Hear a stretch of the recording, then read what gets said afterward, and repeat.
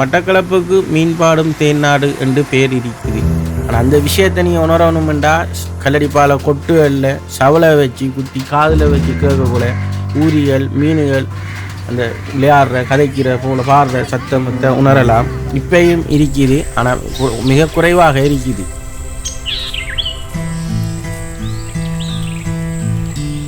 என் பேர் வரதர். நான் 20 வருஷமாக மீன்பிடி தொழிலை செஞ்சு கொண்டிருக்கேன்.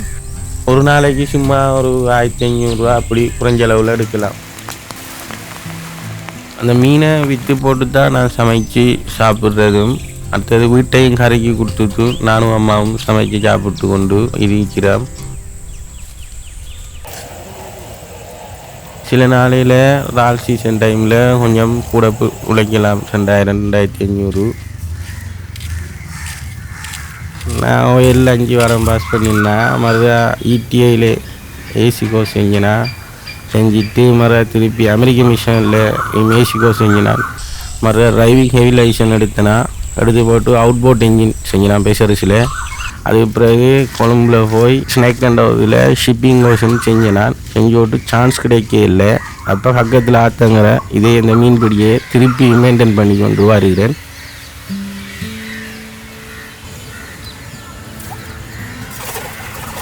கூடுதலாக வீசித்தான் மீன் பிடிக்கிறான். அது மீனை பார்த்து வீசி பிடிக்கிறேன். இல்லை அது அந்த இல்லாட்டி மீன் கூடு வாங்கி அந்த கூட்டுக்குள்ளே கொண்டு போய் சாப்பாடை வச்சு அந்த மீனை பிடிக்கிறேன்.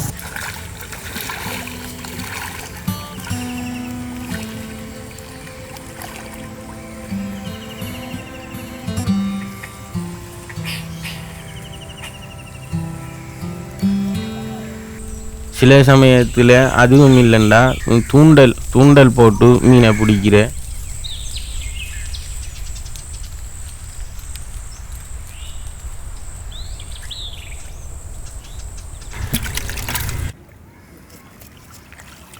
சில நேரங்களில் இறால் அதிகமாக பட்டுண்டால் தோணியில் போய் இறால் வீசுகிறேன்.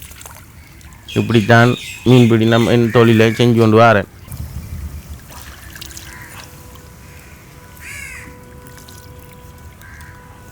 காலையில் ஒரு 8:30 அப்படி வலையை தூக்கிட்டு சும்மா ஒரு ரவுண்ட் ஒன்று போய் வரக்கூட சில நேரம் வெளியாற்றுல மீன்கள் சிலாவனை அப்படி இருந்தால் அந்த இடத்துல வீசி அங்கே மீன்களை பார்த்து தான் வீசுகிறேன், சும்மா வீசுறதில்ல. ஏன்னா மீன்கள் விளையாடுறது, மீன்கள் ஓடுறது எல்லாமே அங்கே மைண்ட் செட் ஆகிட்டு, அப்போ அதுகளை வச்சு நாம் ஒரு கெஸ்ஸிங்கில் வீசுவோம். ஆனால் எப்படியும் பிடிபற்றும். அந்த முறையில் தான் நான் மீன் பிடிக்கிறேன்.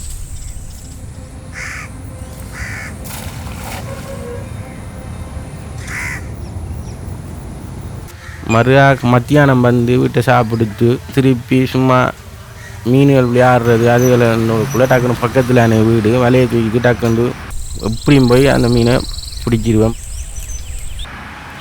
தோணியில் மீன் பிடிக்க போக்குள்ள ஆத்தங்கரையில் நின்று ரோட்டால் போக்குள்ள சுட மீன் இந்த கொதிச்சு வரும், இறைச்சி வரும். அப்போ அதுகளை கண்டோன்னே நான் தோணியை தள்ளிட்டு போய் தோணியில் நானும் அந்த கூட்டாளியும் போய் வீசி பிடிப்போம். இல்லை இறாலுகள் போய டைமில் கல்லடி பாலத்தில் அதிகமாக படக்கூட அது தனியையும் போய் நான் வீசுகிறேன். நான் இல்லை இன்னொரு ஆளும் உதவிக்கு கூட்டிகிட்டு கொண்டு போய் அந்த இறால் வீசுகிறேன். மற்றபடி தோணி நான் பாவிக்கிற குறைவு.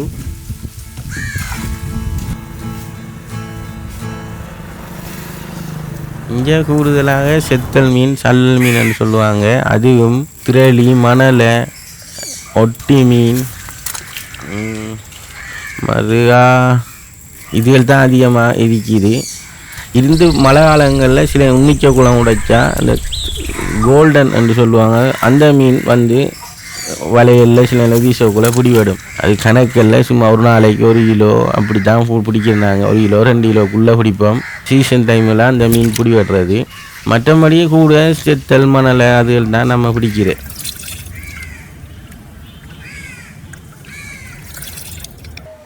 முதல் 20 வருஷத்துக்கு நிறைய மீன் பிடி ஸ்கூல் போக்குள்ளேயே மீனை பிடிக்கிறதாங்கிற ஹொபி. ஆனால் இப்போ மீனம் அழிஞ்சித்து. என்னண்டா காலநிலை மாற்றங்கள், அது ஒரு காரணம். அடுத்தது பொலித்தீன் பாவனையால் எப்படி இந்த மீனினங்கள் அழியுதுன்னு சொன்னால், பொலித்தீன் பாவனை ஒரு தரம் சொப்பின் பேக்கை மக்கள் பாவிச்சுட்டு சொப்பின் பேக்கை என்ன செய்கிறாங்கன்னு சொன்னால் வீசி விடுறாங்க வெளியில். அந்த வீசி விடுறதால என்ன செய்யுதுன்னு சொன்னால் அது நீர்நிலைகளில் கொஞ்சம் கொஞ்சமாக தேங்கி மேல் பரப்பை மூடுனா அதில் இருந்து கீழே இப்போ மீனினங்கள் வளர்கிறதுக்கு தேவையான சூரிய ஒளி வந்து மேலேருந்து தான் கிடைக்கணும் கீழே அந்த சூரிய ஒளி அதே போல் அந்த தாவரங்கள் வளர்ச்சி மீனினங்களுக்குரிய உணவு வளர்ச்சி எல்லாம் இந்த சூரிய ஒளியிலிருந்து தான் அது பெற்றுக்கொள்ளுது. இப்போ என்ன நடக்குதுன்னு சொன்னால் இந்த சூரிய ஒளியிலிருந்து பெறுற தாவரங்கள் உணவு பதார்த்தங்கள் மீண்ட உணவு பதார்த்தங்கள் தடுக்கப்படுது. என்னென்னா பொலித்தீன் லேயரால் மேலுக்கு தண்ணிக்கு மேலே பொலித்தீன் வந்துச்சுன்னு சொன்னால் சூரிய ஒளி தண்ணிக்குள்ளே போகாது, அங்கே வேறொரு நிலையை உருவாக்குது, அதாவது காற்றின்றிய நிலையை உருவாக்குது தண்ணிக்குள்ளே. அதனால் அங்கே அல்கா உருவாகி அதனூடாக மீனினங்கள சாப்பாடு இல்லாமல் போய் மீனினங்கள் நிறைய மீனினங்கள் அழிக்கப்படுது.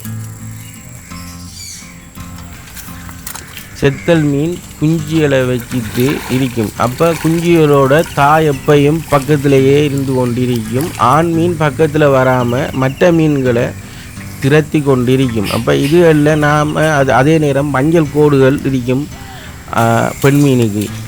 அப்போ அந்த மீனை பார்க்கக்குள்ள எங்களுக்கு தெரியும் நம்ம இது ஆண் மீன் இது பெண் மீன் என்று. ஏனென்றால் கூடுதலாக பாலி அடித்து அந்த மீன் குஞ்சிகளை வச்சுட்டு தாய் இருக்கிறது குஞ்சை கோழி பார்க்குற மாதிரி தான் அந்த மீனையும் அந்த குஞ்சிகளை ஆண் மீனும் பெண் மீனும் பராமரித்து பாதுகாத்து கொண்டு வளர்க்கும். இதை பார்த்து நாங்கள் சில நேரத்தில் வீசுறதில்ல, இனப்பெருக்கம் செய்கிற இடத்துலையே நாங்கள் மீன் பிடிக்கிறதால அந்த இடத்துல நாம் அந்த மீனை பிடிக்கிறதில்ல.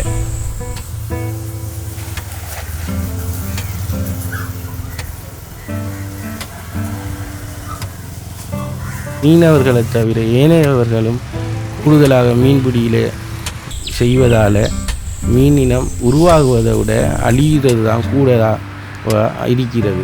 மாரி காலங்களில் கொஞ்சம் மீன்கள் இனப்பெருக்கம் செய்கிற அந்த டைமில் நம்ம பெருசாக இறால் படுறதால இறாலிலேயே மீனை பிடிச்சி கொண்டு இருப்போம்.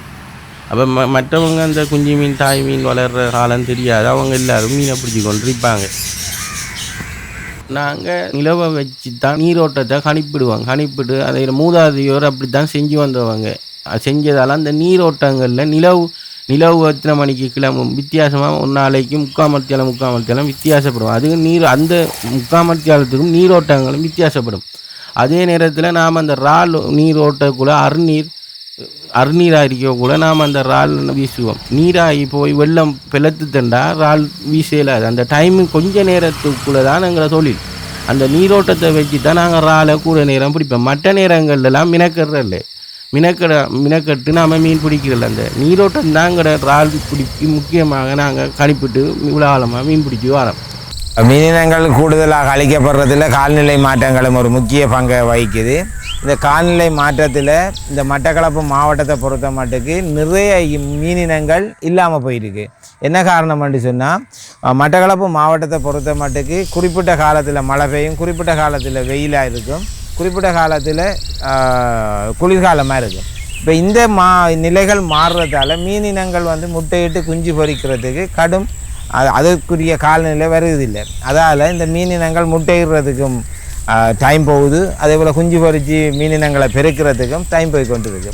ஆதலால் இந்த மீனினங்களில் 2-3 இனங்கள் மட்டக்களப்பு மாவட்டத்தில் இல்லாது போயிடுச்சு. அதே நேரம் இந்த காலநிலைக்கு ஏற்ற மாதிரி வளரக்கூடிய மீனினங்கள் மாத்திரம்தான் இப்போ நம்மளோட மட்டக்களப்பு மாவட்ட களப்பிலையோ சரி குளங்கள்லேயோ சரி இப்போ வளர்ந்து கொண்டு இருக்கு. ஈயத்துக்கும் மின்னலுக்கும் நிறைய தொடர்பு இருக்கு. ஏனெண்டா ஈயத்தை கண்டா இழுத்தடிக்கும். அப்போ அதால் நாங்கள் வீசுறதில்ல. கடந்த ஒரு வருடத்துக்கு முதல் மொத்துவாரம் ஆறுங்கடலும் சேரும் இடத்துல ஒரு மின்னல் அடித்து ஒரு ஆள் மண்ணுக்குள்ளேயே போய் மறுகா அவரை எங்கே எப்படி போனே தெரியாமல் மறுகா மிஷினை கொண்டு தான் அடுத்தவங்க பொடியே. அதால் நாம் மின்னலை கண்டால் நாங்கள் வந்துடுவோம். மழை அதிகமாக காற்று இருந்தாலும் எங்களால் வீசல வலை காற்றோட வீசலாது. அதே நேரத்தில் மழை பெஞ்சாலும் நாம் நிற்கல, ஏன்னா கன நேரம் நின்று வீசலாம். முதல் டிசம்பரில் மழை பெய்யும், இப்போ ஏப்ரலில் மழை வருது.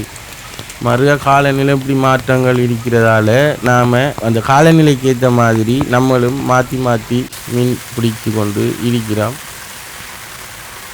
மழை பெஞ்சு வெள்ளம் குறைஞ்ச நிறைய முதலைகள் இருக்குது. முதலைகள் வந்துடும். வந்ததால் நாங்கள் அந்த வீசுறது நாங்கள் தவிர்த்து கொள்வோம்.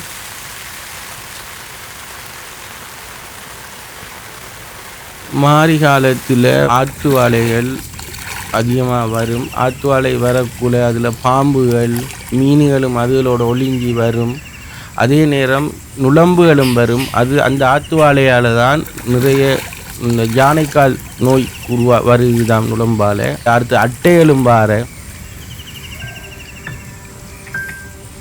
குளங்கள்லேருந்து வார தண்ணிகள் இதுகளிலிருந்து நீர்ச்சிறங்கு வார மாரி காலத்தில் இந்த கால் அரிப்பு ஏற்படும். ஆனால் கூட நேரம் நாங்கள் ஆற்றுக்குள்ளே நின்று கொண்டு இருக்கிறதால சுமார் ஒரு 6-8 மணித்தியாலம் நின்று கொண்டிருக்கிறாள். இந்த காலில் நீர்ச்சிறகு வருகுது எங்களுக்கு. இதுக்கு நாம் மருந்து சும்மா கோழிச்சாயம் இல்லாட்டி மதுரொண்டி இல்லாட்டி பராக்கிரம் இப்படி பூசிட்டு நம்ம இனி பழையபடி ஆற்றுக்குள்ளே காலையில் போயிடுவோம்.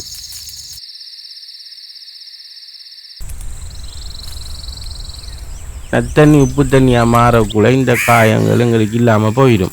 ஆற்று வெள்ளம் அதிகமாக இருக்கும்போது மீனவர்கள் இனி வயல் வெள்ளாமல் செய்கிறவங்க ஆற்று வாயை வெட்டுவாங்க. வெட்டும்போது அந்த கழிவு தண்ணி எல்லாம் போய் கடலோடு கலந்து திருப்பி கடல் தண்ணி ஆற்றுக்குள்ளே ஏறும்போது இந்த தண்ணி மாற்றமடைகிறது. எங்களுக்கு காலில் நல்ல வசதி காயங்கள் ஒன்றும் வராது. கால்நிலை மாற்றம் ஏற்படுறதுக்கு நம்மளோட மனிதண்ட செயற்பாடு முதல் பொலித்தீன் பாவனை, அதே போல் நம்ம மரங்களை வெட்டுற டீஃபாரஸ்டேஷன் இதுகளை தடுக்கிற முறைகள் என்று பார்க்கக்குள்ள 3R கன்செப்டை யூஸ் பண்ணணும். Rejected, reuse, recycle. இந்த 3 சிஸ்டத்தை நம்ம கூடுதலாக பயன்படுத்தினோம்னு சொன்னால் இந்த சூழல் மாசடைதலிருந்து நம்ம ஓரளவாவது காப்பாற்றப்படலாம். அதே நேரம் இதில் அவேர்னஸ் கொடுக்கணும் மக்களுக்கு இது சம்மந்தமாக தெரியாது. ஆற்றோரங்களில் குப்பைகள் கூலைகள் நீங்கள் எரிக்கிறதால அதை சில நேரங்கள் மீன்களும் சாப்பிட சந்தர்ப்பங்கள் இருக்குது. 100% சாப்பிடும் என்று தான் நான் நம்புகிறேன். அதே நேரம் அந்த மீன் அந்த கழிவுப் பொருட்களில் வார மீனையும் நானும் உங்களுக்கு கொண்டு விற்க வேண்டிய சந்தர்ப்பமும் வரும். நானும் சாப்பிட வேண்டிய சந்தர்ப்பம் இருக்குது. அப்போ அந்த தெரியும் தான் எனக்கு கழிவுகளை தின்ற மீன் எப்படி இருக்கும், பூங்கரமனக்கும் இனி அது தெரியக்கூடாது தானே. அதால் தயவு செய்து மக்கள் நீங்கள் அந்த குப்பைகளை கொண்டு ஆற்றங்கரை ஓரங்களில் எரியாதீங்க. அந்த இடத்தை பார்க்கக்குள்ளேயே ரோட்டால் போகக்குள்ளே துண்ணாற்றங்களும் சூழல் மாசடைதல் இப்படி நிறைய பிரச்சனைகள் இருக்குது. கோழி குடல்கள் கோழி கழிவுகள் எல்லாம் கொண்டு ஆற்றுக்கிறீங்க. அதே நேரம் அந்த இடத்துல முதலைகளும் வருது.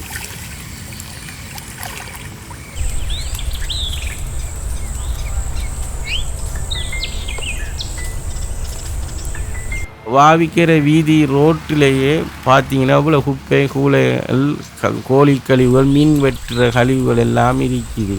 தயவு செய்து இந்த நீங்களாகவே உணர்ந்து அதை குப்பையில் ஆற்றங்கரை ஓரங்களில் எரிய வேணாம்.